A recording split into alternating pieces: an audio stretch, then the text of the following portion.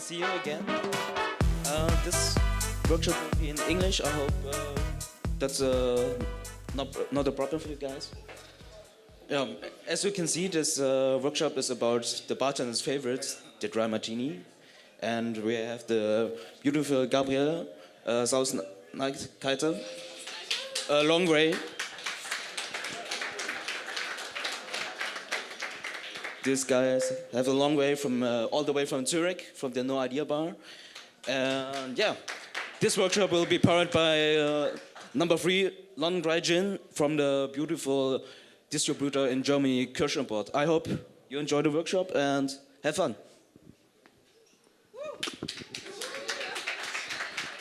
Well, good afternoon. Thank you so much for coming. I'm sorry for my voice. With the nice weather comes allergies. So it is quite hard at the moment, but we'll get through it. So thank you for coming. Are you guys Martini fans? Dry Martini? Gin Martini? Amazing. Thank you. I needed this. Cheers. Here we go. So we are starting today with a little, well, not shot, a little tipple of Martinez. We will speak why we chose this drink to be our welcome drink. Do you enjoy it? Okay, very good. Lovely. So to start, I just quickly gonna tell you about myself. My name is Gabriele Sasnauskaite. Good, very good in pronunciation for you. I'm sorry. Absolutely fine. I'm from Lithuania. That's why it is like a hard name to pronounce. However, I've been living in UK for 5 years right now. And I've been working in hospitality for over 10 years. Been in Macau and also worked in Legendary Artisan, and then spent the year in PR. And now, last year, I joined No.3 as a UK brand ambassador. And I'm working hand in hand with Ross Bryan, who is our global brand ambassador, who is in States at the moment. So he gave me the honor to do the presentation for you. So we're going to speak about martinis today, how to master them, a little bit about the history, a little bit about the evolution. So, Jesus. There's a lot of pills happening. Thank you so much. I don't think I can do this when I'm speaking, so I'll do this afterwards. But yeah, so we're going to start with talking about No.3 a little bit.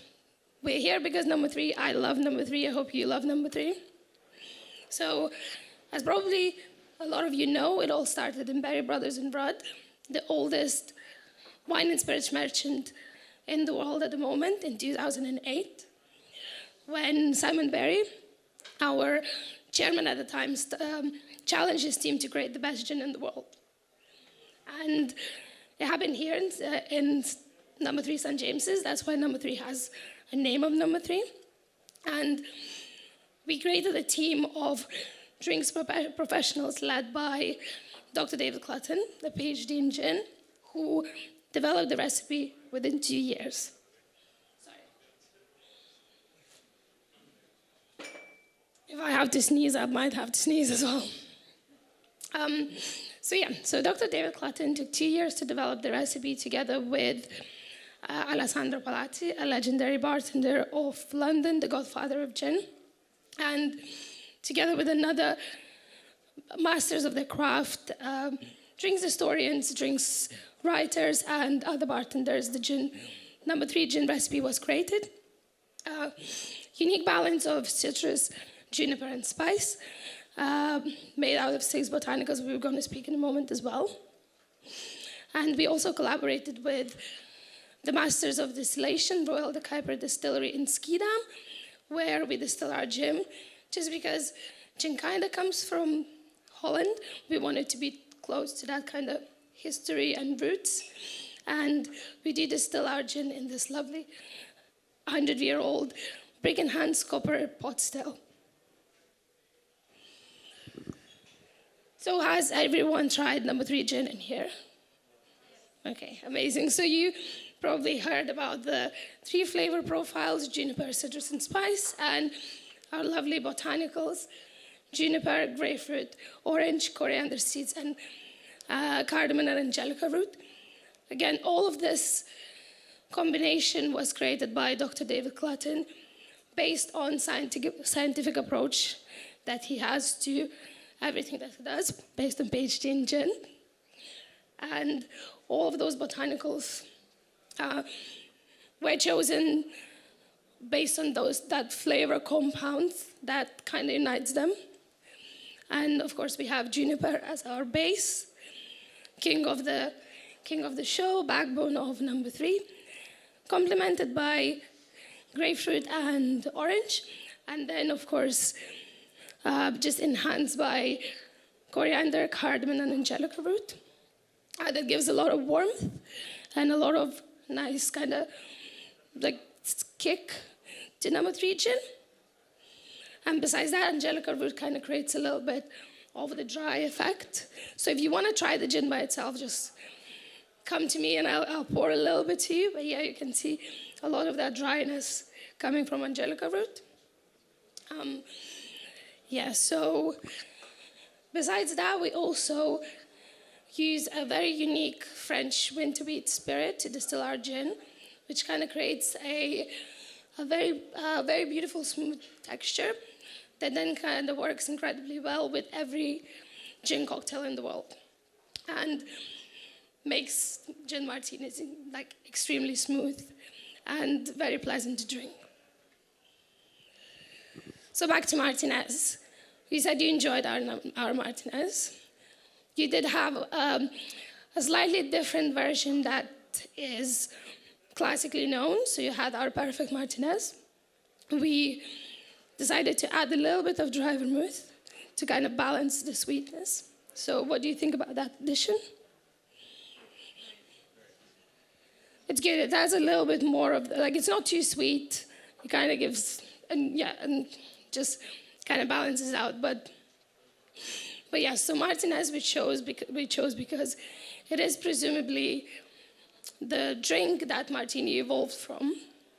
And it is a very spirit-forward drink made with sweet vermouth and maraschino, 3 ingredients, a little bit of orange squeeze on top. And that was created in roughly 1800s. And as I said, that's where kind of Martini came from, but we are going to get into this just in a second. So a little history about Martini. So yeah, anyone knows where it comes from? Yeah, it is. No one actually knows where Martini comes from. It is a cocktail that has a lot of kind of mystery behind it. So we can start in 1882 when cocktails kind of started evolving so in the United States, a lot of classic cocktails were born. So we know that Manhattan was created in the United States, and based on research that's been done by Dave Wondrich, a cocktail historian from America, he thinks that Martini could have been evolved from Manhattan, because Manhattan is the first cocktail that only had 2 ingredients of spirit and vermouth, which is the same as we have Martini right now. As well as back in that day, a spirit that was distilled from barley, rye, corn, and flavored with juniper was also very popular in bars in New York, in US. So people usually would just order gin and vermouth, but then if you wouldn't specify that you want an Old Tom, they would just use that flavored kind of Dutch-style spirit. So and then kind of evolved into just using whiskey. And when Old Tom gin became very popular, then people started kind of specifying that they want gin and the sweet vermouth, which was also a craze back then. So yeah, so technically evolving from a martini and then ending with this Martinez, which we unfortunately don't know where the name is coming from as well. The gin martini story began, and even though we don't know the Martinez, where the name is coming from, we do have a recipe of the first martini right here. So it was created in 1888, written in 1888 in Harry Johnson's Bartender's Manual. Can you see it? Or I can kind of read it through. It says, so dashes of gum syrup, dashes of bitters, dashes of Cointreau, wine glass full of gin, and vermouth. So we can see that the flavor profiles back then were very sweet. So we do have sugar, we do have Cointreau, we do have bitters. So besides the flavor profiles being very, very sweet, we can probably assume that the liquid wasn't that good as well, because you needed to add a lot of additional things to create that kind of nice pleasantly, but the cocktail that's pleasant to drink. So luckily enough now we do have a great technology that we can produce a very, very clean and nice, pleasant alcohol that we can mix into our martinis. So we read this old recipe. Now I will need someone to help me to make a new martini recipe. Well, new, technically a classic one, so I need someone from the crowd to come here. And you want this go?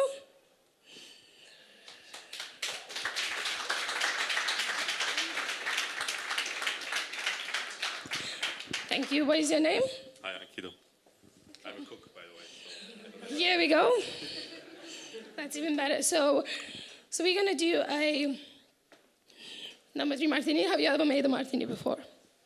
No, never. Okay, that's even perfect. That's so much better. But yeah, so we're gonna go. I'm gonna go through it with you, and then I'm gonna make it with you. Okay. So we're gonna, of course, use a No.3 gin. We will use, this is the jigger, the drinks measure, so we will use 60 milliliters of No.3 gin, 10 milliliters of vermouth, put some ice, we're gonna stir it, and then we're gonna just pour it nicely in the glass and enjoy it. So, because you are volunteering, you're gonna get to enjoy the full-size martini. Unfortunately, you guys are gonna get like a tiny martini. So yeah, I'm gonna put the microphone and. How do I know where 60 minutes? So I'm gonna tell you. So fill up this one.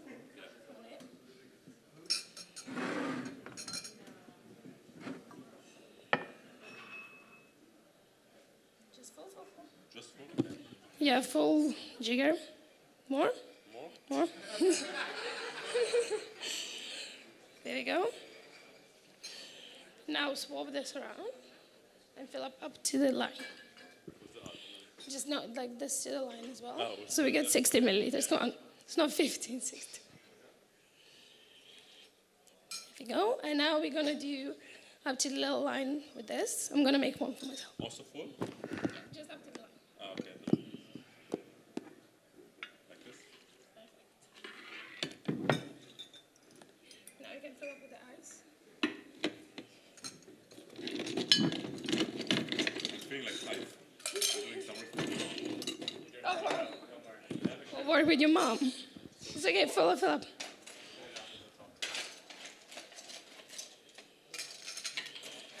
we go. You want us some?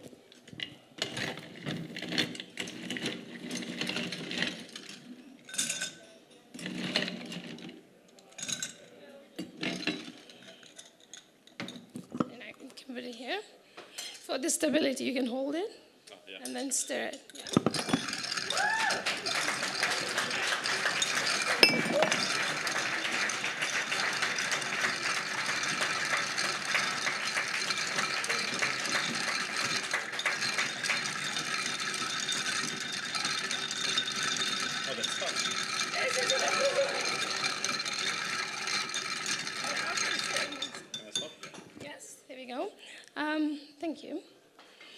So you can take the spoon out.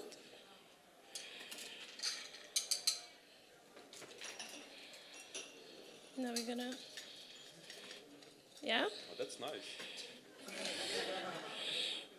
Just into the glass. Yeah, and just pour it into the glass.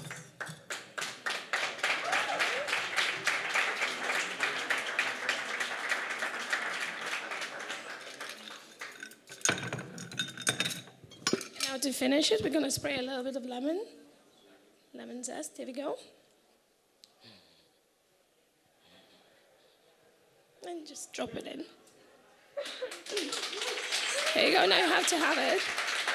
And I'm gonna have some gifts for you as well. What I can do. Yeah. So this is your martini. So where can I apply? Here we go. There's probably your potential hires for if you're a chef. Yeah. Here you go. Enjoy. Did you guys get your martinis? Sorry about that. Should we wait? No, it's okay. Okay, but you need to let me know what you think. Very tasty, a little bit bitter, but... You made it. True, so it's nice. So it's delicious, of course. Wonderful. Yeah, it's tasty. So Thank you. you never made a martini. Have you had a martini? No, it's the first time. What? There we go. So I have a little gift for you, but I don't know if you can carry it. And this. Thanks. And this. So now you can make martinis at home.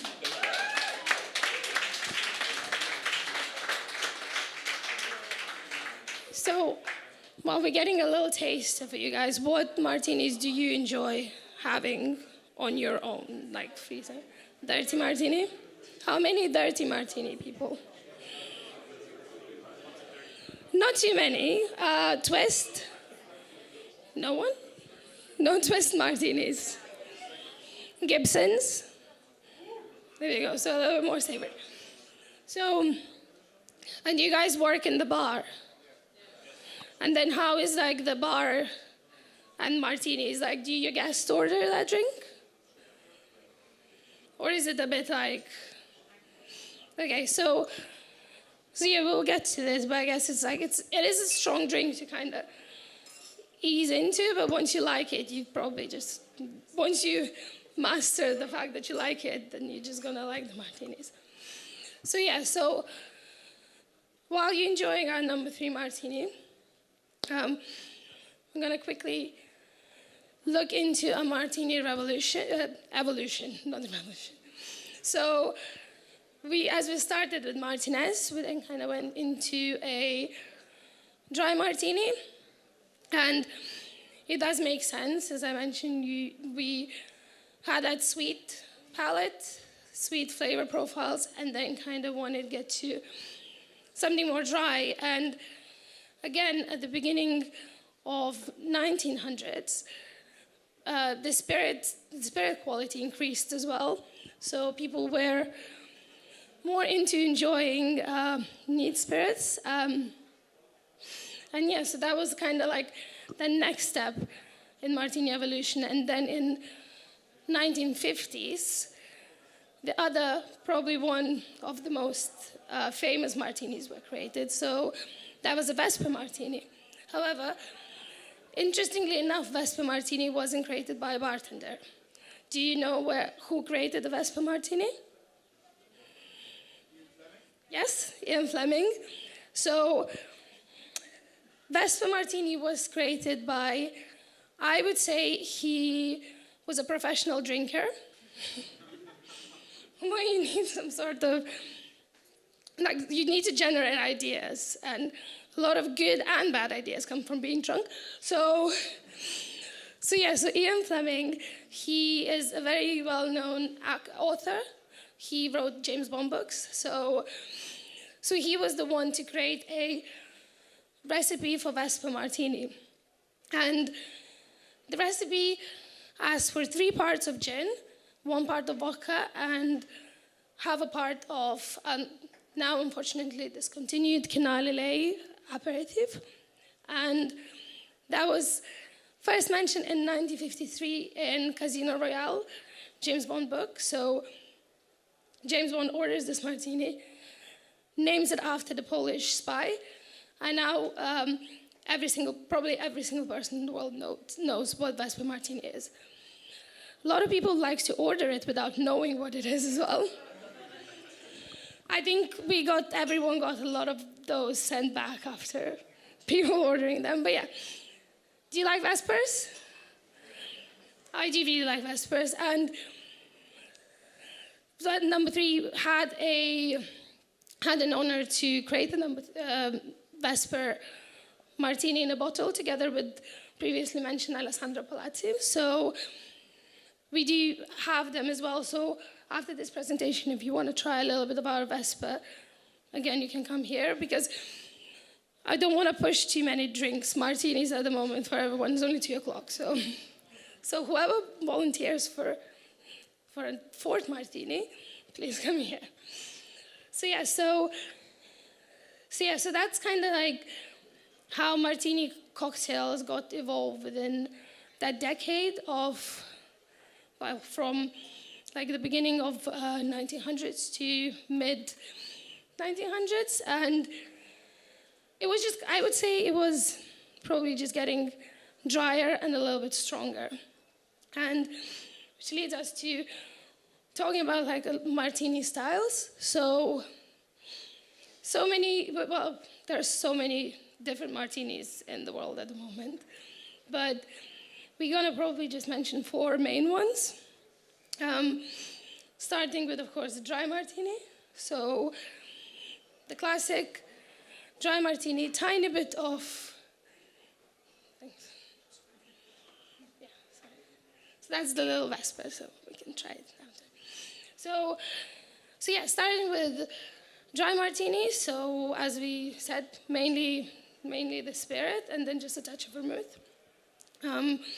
Classic, strong, very complementing the spirit and celebrating the spirit. Then the second style that we could speak about is wet. So presumably half and half a gin, half a vermouth, but of course a part gin and half part vermouth would probably also be considered a wet martini. We have a sweet one, so we have the Martinez. You can have a rosé vermouth, you can have Bianco, and just enjoy a sweet martini. And then the one that there's probably there's no description for it, is a twisted martini. So whatever you can create using spirit and some other ingredient that is very spirit forward would be your twisted martini. So it is something that every bar tries to do right now, which is great and celebratory. You have to have some sort of martini variation to attract the guests. So yeah, and we will get to try one from No.3 Bar today. So very excited about that. And then we're also having a No.3 Bar guest shift from 7 p.m. tonight at Woods. Yeah. So also welcome. There are loads of guest shifts, but come to this. It's going to be great. The special one, yeah. I don't know why, but the drinks, okay. So yeah, and now, okay, so we're going to get the Vesper Martini. Okay.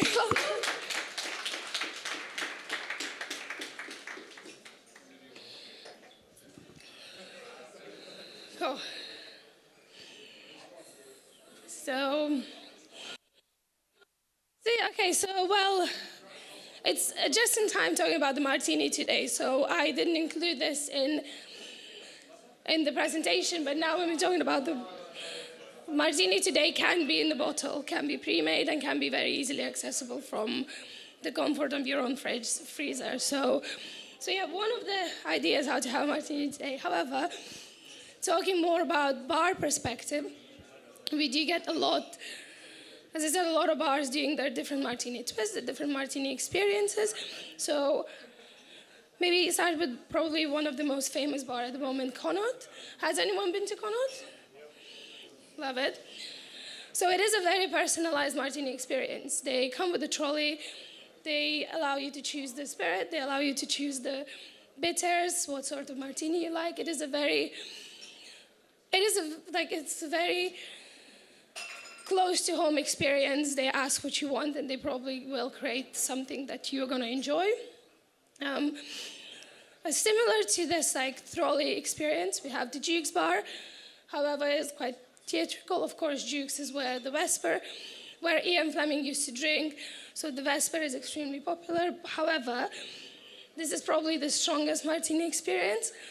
And when you come there and you order a martini, you get a massive glass filled with like pure gin. They just swirl the vermouth and then throw it away and then fill up with gin that's been frozen to minus 18 Celsius. So it is just like a pure frozen gin. You can only have 2. They won't let you have more. And trust me, you can only drink 2. Barely. I had 1.5 and I couldn't stand up. So. Yeah. So that's another kind of like a destination place to go for a martini. We then obviously have the best bar in the world, Paradiso. And I would say the coldest martini in the world. They are using a supercooling magic technology. Very interesting. Which makes this, the liquid freeze in front of your eyes. So another very theatrical and Instagrammable experience of a martini cocktail. And the rebels of our world at the moment, higher and elementary, they decided that martini can be drunk as a shot, so they created a one-sip martini. So a tiny bit, like if you don't want the whole glass of martini, you can just have a one-sip martini. And to bring back here, we do have a Waxholm bar in Berlin who have a twist on a martini with matcha distillate and white chocolate, which sounds very, very delicious as well. So all of the martini today are kind of like both in between being classic and a little bit twisted. So and it is the main kind of thing about the martini today. It is that theatrical element and kind of attracting the connoisseurs of the cocktail connoisseurs of the world to come and see the serve. So talking about that, we're gonna try the No Idea Martini now, as you didn't have enough drinks. So yeah. Yeah? Perfect. Now you can just take some of these tablets. And... Right, okay. I hate my voice on microphone, so this will be fantastic. It's a good start. That's a good start. So I was going to ask if any of you know me, but probably not because I'm from Zurich and I'm not really a bartender, so yeah, probably not a good start. But my name's Andrew, and with my wife, I opened No Idea Bar last April. And essentially, the kind of difference and the aspect of it is I'm not a bartender. I'm a chef and a pastry chef and a chocolatier. So the way I kind of look at flavors and textures and levels and layers are very different than most people. Really what we try to do at No Idea is create a cocktail experience that kind of makes you think a little bit more about what you're drinking, how you're drinking it, and who you're drinking it with. Sometimes when we go to restaurants or we have family dinners, these kind of memories stick longer with us than drinks, maybe because we get drunk or we don't remember or we don't know what we're doing. But usually food kind of resonates more with us. So for me, it was like, how do I take that concept and make cocktails with it? What we try to do is basically not have limits at No Idea. So if my bartenders who are in the back, Telmo and Julian, if they come to me and say, look, I want to make a drink with shrimp, or I want to make a drink with, I don't know, shallot or whatever, then that's not a limiting factor. It's just how do we extract the flavor best. Martinis for me are one of my favorite cocktails. I could probably drink, well, I could drink 1.5 at Jukes or 3 at home, but probably not more than that. But the way we really develop cocktails at No Idea is always based on like a theme. So each menu, we have a theme and each drink has a story. So essentially, we're just great storytellers and we're giving you fantastic cocktails. The menu from this, which was our last menu, was inspired by From Seed to Tree. So we really looked at 18 ingredients throughout their journey of life, and we selected them when we thought we could extract the best flavor. For this drink, as you can see, is called raspberry. So you're thinking fruity drink, should be low ABV, should be easy drinking, soft, carbonated maybe. We've made a martini. So you're probably thinking, probably a bit of a stupid idea. But for us, it was really about how can we play with that perception of flavor, texture, and layer. Now you're going to keep drinking. Yeah? Perfect. This is the third or fourth one, so you'll like it even more than if it was the first.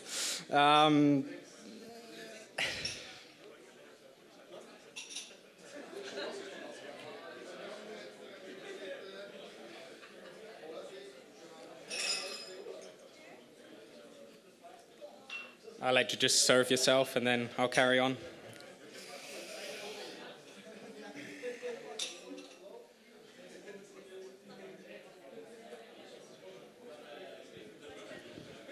So basically, as most of you have the cocktail in your hands, you'll realize two things.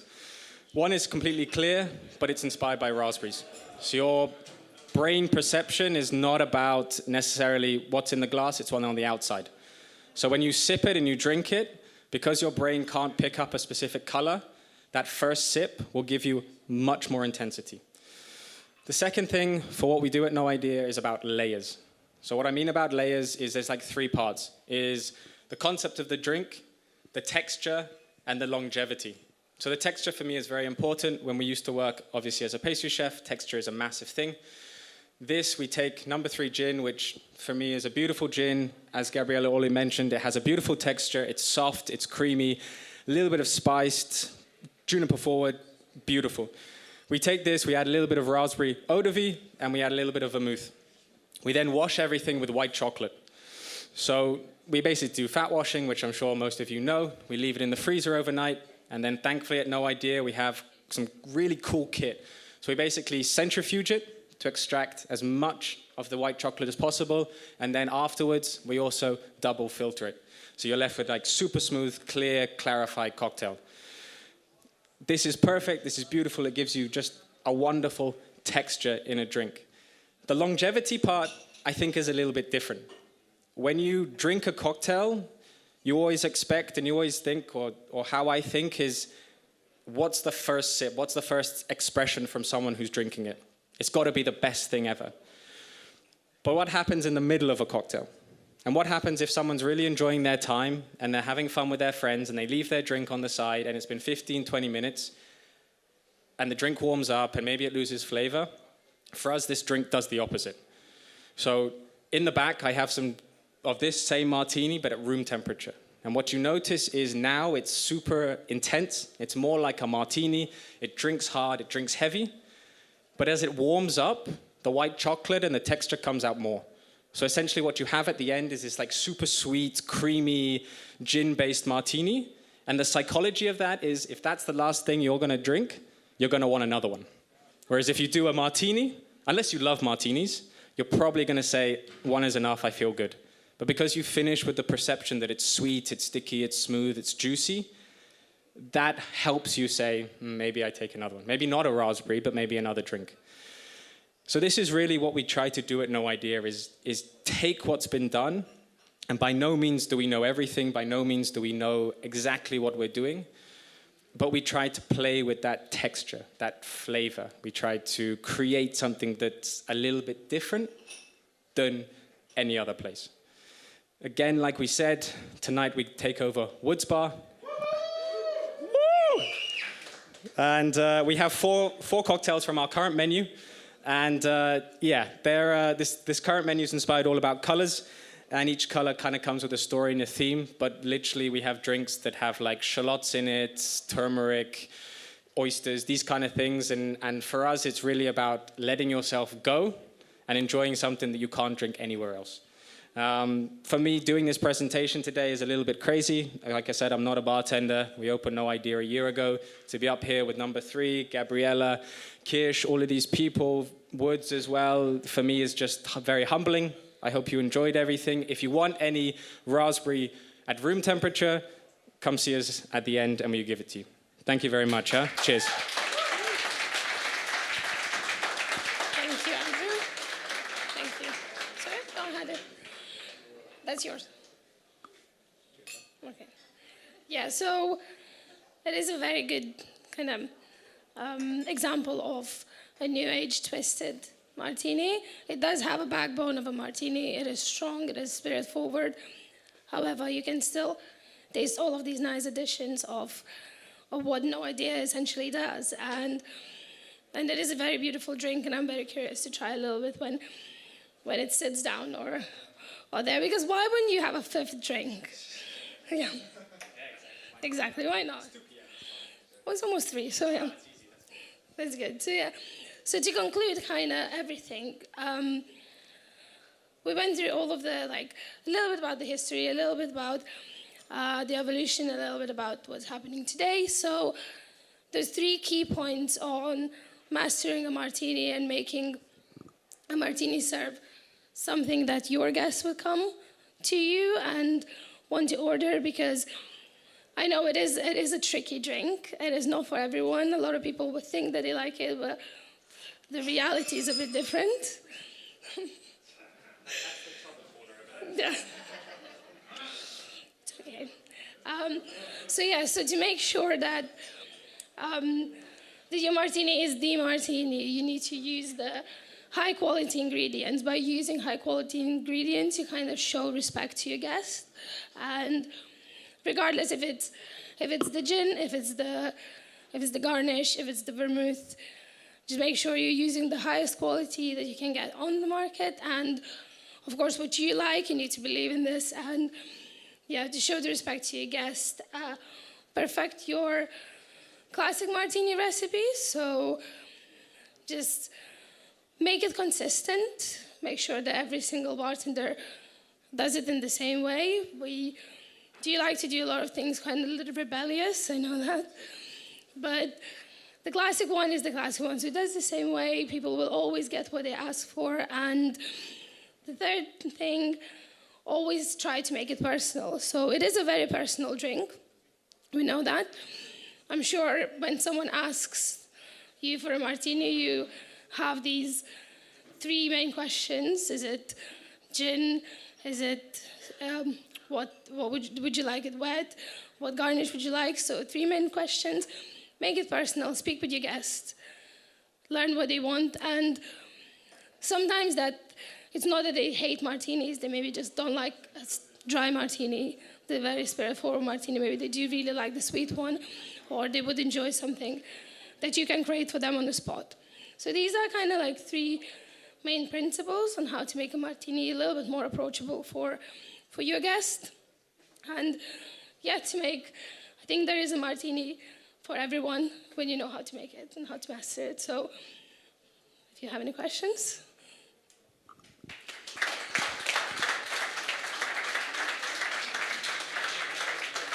Thank you. No questions? Amazing. Thank you. Thank you, Andrew.